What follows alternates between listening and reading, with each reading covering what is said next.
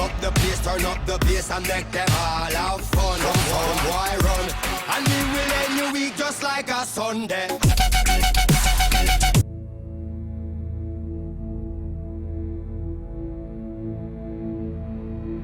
As fun as it is to play as a covert operative, stealth games provide a window of insight into how we, as players, exhibit our beliefs. So, just how do they present us with opportunities to play with morality when it comes to killing? These games mainly incentivize us to a violent or non-violent predisposition through what is known as a game's internal morality. The choices you make throughout the game impact your avatar, whether it be through your moment-to-moment actions or more explicit dialogue choices. Internal morality can be categorized as either ludic or narrative. Ludic morality is when the gameplay mechanics reinforce a specific set of principles. Stealth mechanics deal with violence in a rather novel way, as your objectives are not necessarily to wipe out everything in front of you.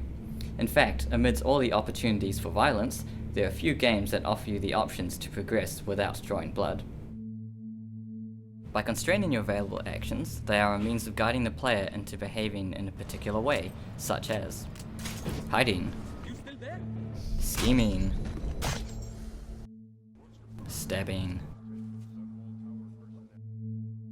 running away, or just being very, very patient.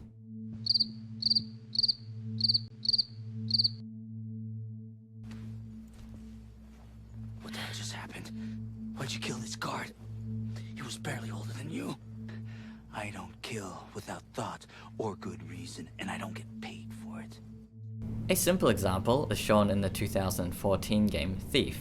For pragmatic reasons, the player is constantly discouraged from embarking on killing rampages. If they wanted to, they could technically go around and do so, but it is simply much easier to remain hidden.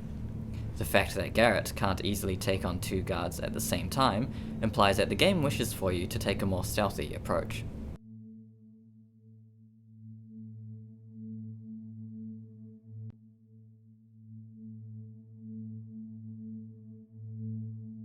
Dishonored emphasizes ludic morality on the grand scale by dynamically adjusting the city of Dunwall to the player's behavior throughout the game. Sickening rat. Welcome to the Boyle estate. The more people you kill throughout the story, the more chaotic and hostile the city becomes. But if it's a fight you want, a fight is what you'll get, as the more enemies you kill, the tighter the security you will face further down the line. A game may exhibit a sense of morality through its narrative, such as Deus Ex Human Revolution. By utilizing dialogue options, you can determine the outcome of certain events at explicit points in the game.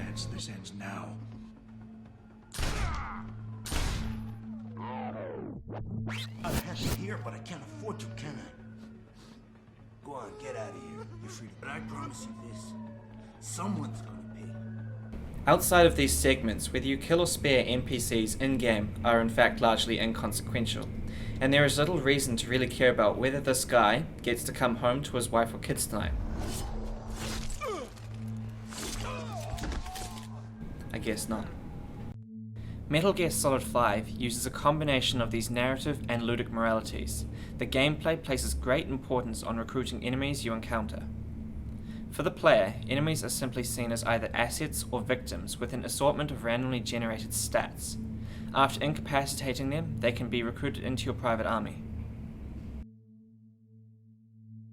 Even when sparing lives, gauging the player's intent is a whole different matter. A player may spare the life of a particular character, not because they have a compassion for the character, but because doing so would provide access to particular content. This causes significant hurdles in creating empathic experiences for the player, as reducing moral decisions to mere actions or binary choices can limit opportunities for reflection. Whether that be new characters with better stats, or the assets that they bring to the... Wait, what? Oh, damn it, Kojima!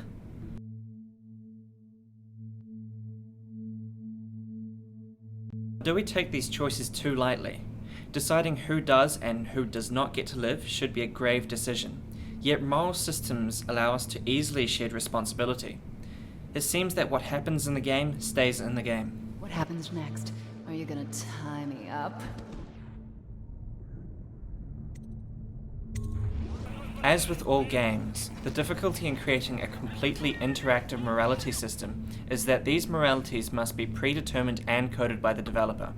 This alone narrows the player's ethical options to be viewed through the developer's eyes. In the end, there is a time and place for moral or ethical lessons within a game.